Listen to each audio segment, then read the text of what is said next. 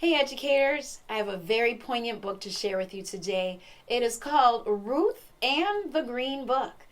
It's a wonderful story about African Americans and their struggle to travel down south.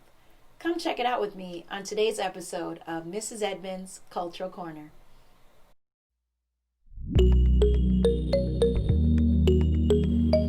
Now, over the river and through the woods to grandmother's house we go is a very common song. But did you know African Americans couldn't go over the river and through the woods safely? They needed a handbook to get there in one piece. Because of Jim Crow and segregation laws, it was hard for African Americans to even go to the bathroom.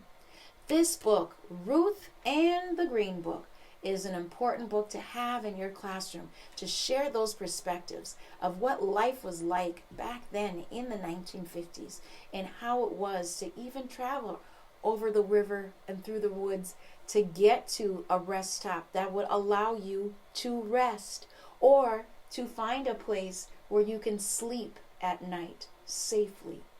This book talks about all of those trials and tribulations in a way for students to understand. This book talks about a young girl named Ruth who travels from Chicago with her parents to visit her grandmother in Alabama. What is very interesting about this story is it talks about the true trials and tribulations of African Americans trying to travel across the country in the early 30s to 50s, even to the 70s.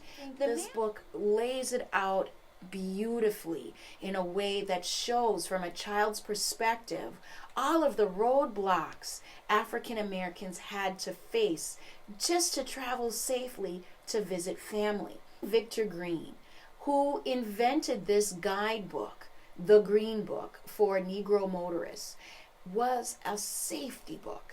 This book was so vital for the safety of African Americans to travel and know that any checkpoint or stop that they had to make, there was a safe haven for them to eat, sleep, use the washroom without being in danger. And this book talks about that very thing. I love how Ruth's parents put her in charge of this book when they were able to purchase it.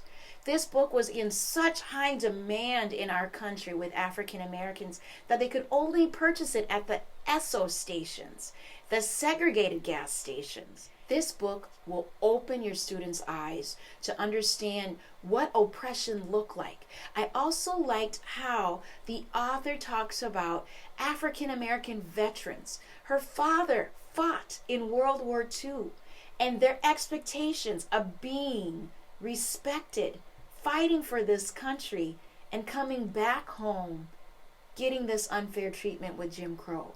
So I really want you educators to read this book, study more about Victor Green and why his purpose was to make this guidebook for other African American motorists to travel safely and be with their families.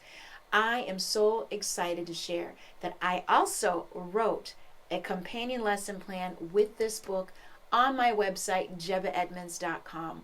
This book is important to read to your students as well as ordering my lesson plan so you have further discussion about the treatment of African Americans in this country that needs to be learned. Don't forget to click on the next video to find another tip and trick to use in your multicultural classroom library today.